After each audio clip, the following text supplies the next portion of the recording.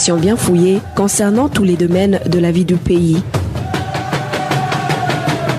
Le magazine Humura Burundi est diffusé sur le web via le site de la RPA www.rpa.bi. Humura Burundi.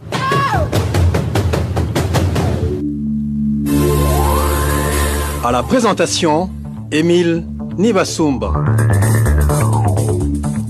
Bienvenue dans ce magazine du 29 septembre 2020, le sommaire pour démarrer cette édition. L'Union européenne actualise les sanctions contre 2 officiers de la police burundaise. L'un d'entre eux est actuellement ministre de l'Intérieur et de la Sécurité publique. Vous aurez les détails dans quelques instants. Et dans cette édition, nous parlerons également de cette tentative d'étouffement d'une affaire d'abus sexuels au lycée communal de Maramvia, c'est dans la province Karuzi. Les activités sont perturbées dans la communauté est-africaine à cause des dettes de certains pays membres. C'est également à suivre dans ce journal réalisé au niveau technique par Égide Mwemero et Lucie Kabera. Les détails, c'est dans quelques instants. Débutons cette édition par la page sécurité. Un homme a été tué par balle la nuit de dimanche à lundi sur la colline Gafumbegete de la commune Mabaï en province Cibitoke et son enfant a été blessé. Ils ont été attaqués chez eux par des hommes soupçonnés d'être des rebelles des forces démocratiques de libération du Rwanda, FDLR, qui campent actuellement dans la forêt de la Kibira. La victime aurait violé les conventions de ravitaillement. La victime s'appelait Jean-Claude Ndaishimiye et il était un Imbonerakure du CNDD FDD. Toujours en page sécurité, au moins 7 personnes ont été assassinées dans différentes localités du pays la semaine écoulée. 3 parmi elles ont été tuées lors des affrontements entre les rebelles du mouvement Red Tabara et les forces de l'ordre. Le bilan hebdomadaire de la sécurité avec Emmanuel Ndaishimi. 3 de ces victimes ont été tuées dans la province de Kayanza. 2 sont des militaires qui sont morts dans les affrontements entre les militaires et les rebelles du mouvement Red Tabara jeudi dernier sur la colline Ruharo, commune Muruta. Le jour suivant, le mouvement armé Red Tabara a encore attaqué sur la colline Tondera, commune Kabarore de cette province Kayanza, et une personne a été assassinée. Samedi dernier, une autre personne est morte suite au coup lui infligé par des policiers sur la colline Nyabitsinda, commune Bukeye, province Muramvya. 4 policiers ont été arrêtés pour des raisons d'enquête. La 5e victime, répertoriée par la rédaction de la RPA, est prénommée Deogracias, chauffeur des véhicules de transport en commun en mairie de Bujumbura. Son corps a été retrouvé jeudi matin tout près de l'église et cathédrale Regina Mundi, située dans la zone Rohero. La cause de cet assassinat reste inconnue. Dans la province de Mwaro, un élève d'Ino de Pavera Niomungere a été tué par des personnes qui n'ont pas été identifiées. C'était mercredi de la semaine passée. 3 personnes ont été arrêtées pour des raisons d'enquête. La dernière victime documentée par la rédaction est de la province Muyinga. Elle est connue sous le prénom de Grégoire. Son corps a été retrouvé tout près de chez lui, sur la colline Nyabuchugu, en commune Buhinyuza. Les conflits fonciers seraient à l'origine de cet assassinat. Merci Ndaishimi Emmanuel. Je vous rappelle que vous nous suivez en direct sur la page Facebook RPA Idjoui Gabanyagihugu. Vous nous suivez également sur le compte Twitter de la radio publique africaine. Tout de suite, nous parlons de l'enlèvement du président de la CECI à Kirundo. Humura Burundi.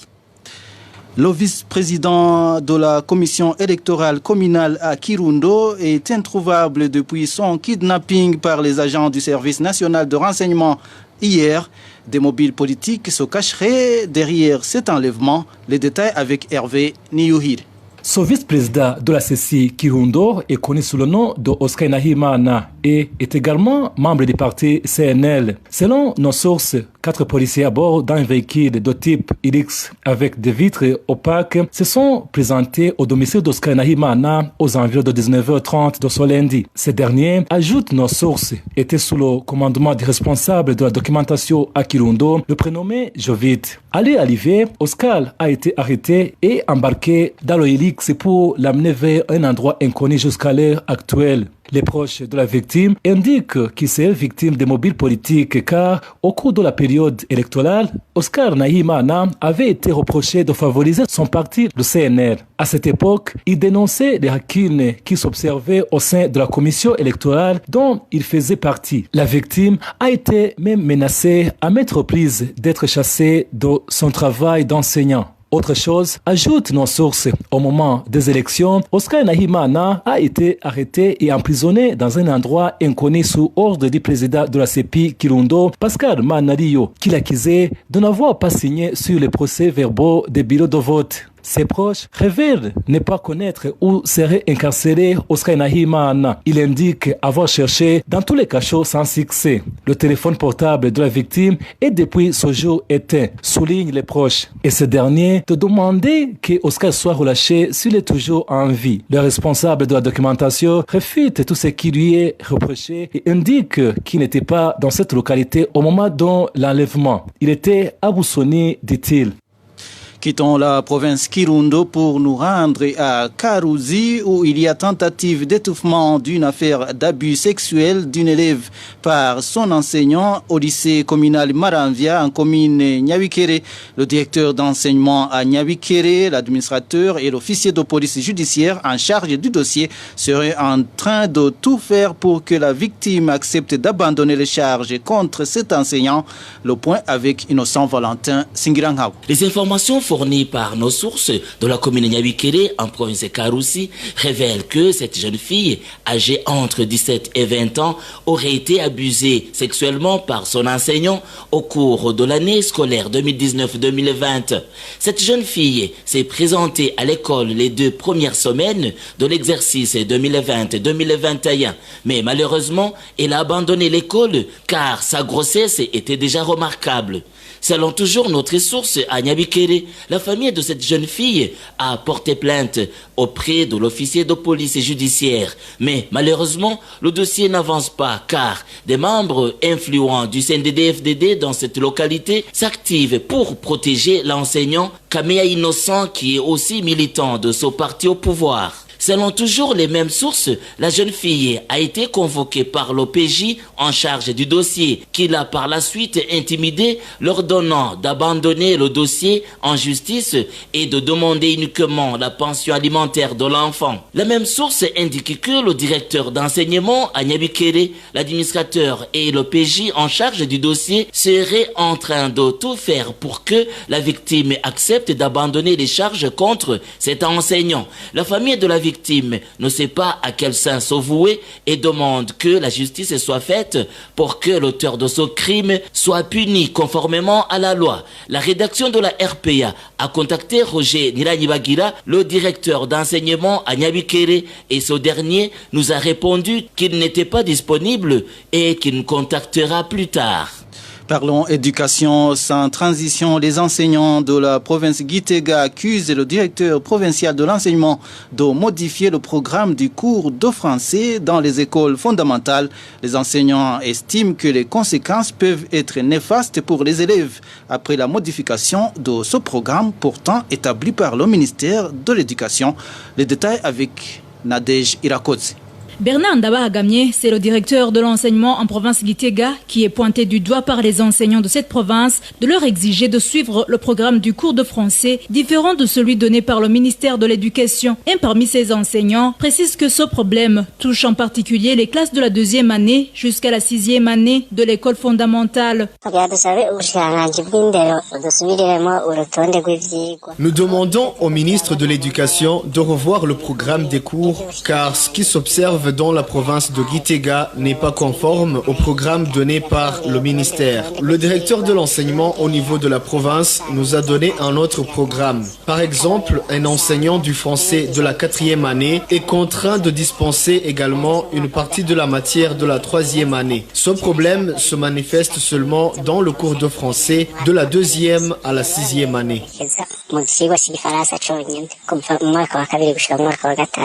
Ces enseignants expliquent que la modification du programme du cours de français va avoir des conséquences sur les élèves.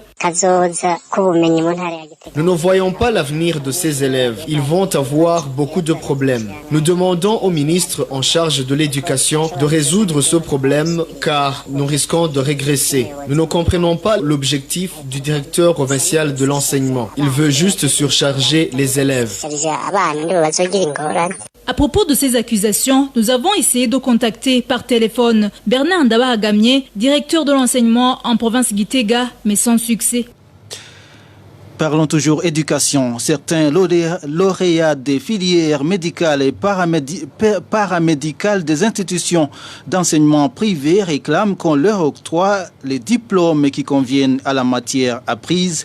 Ces lauréats qui ont terminé leur cursus depuis déjà 5 ans ne comprennent pas pourquoi la Direction générale de l'enseignement supérieur ne résout pas ce problème tel que recommandé par les autorités habilité. Je vous rappelle que vous pouvez également recevoir le magazine Humura Burundi en nous envoyant un message sur notre WhatsApp. C'est le +49 151 294 16 348. Tout de suite, nous parlons du maintien des sanctions de l'Union européenne contre 2 officiers de la police nationale burundaise.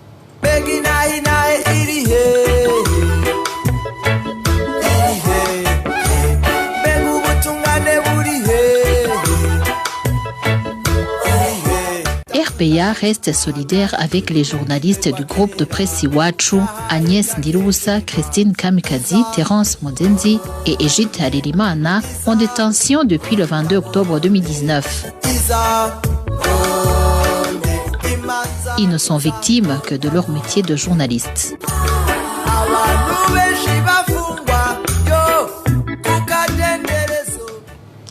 L'Union européenne maintient les sanctions à l'encontre de 2 officiers de la police nationale du Burundi qui sont Gervais Ndirakobucha, surnommé Ndakugarika, et Godefroy Bizimana.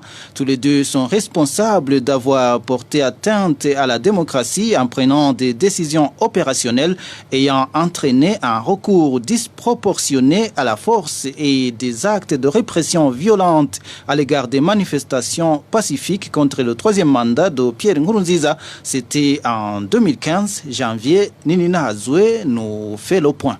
Gervais Ndirakobucha alias Ndakugarika, dont le numéro de passeport est DP 40761, et Godefroy Bizimana, dont le numéro de passeport est DP 301520, tous natifs de la province Chibitoke, sont sous sanction de l'Union européenne depuis octobre 2015. Selon l'Union européenne, ils sont responsables d'avoir porté atteinte à la démocratie en prenant des décisions opérationnelles ayant entraîné un recours disproportionné à la force et des actes de répression violente à l'égard des manifestations pacifiques contre le 3e mandat de Pierre Nkurunziza en 2015.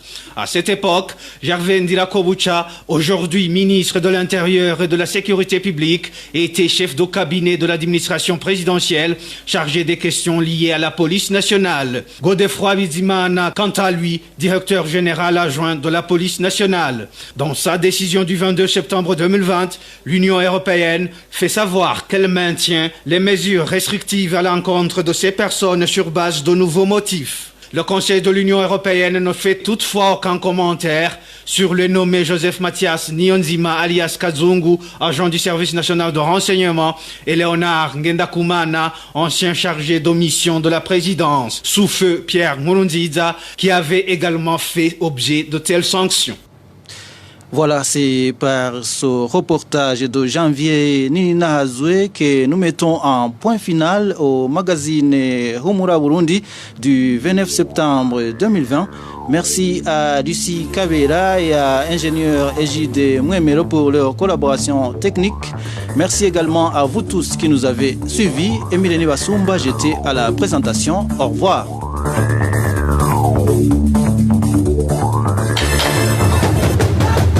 C'était le magazine Humura Burundi.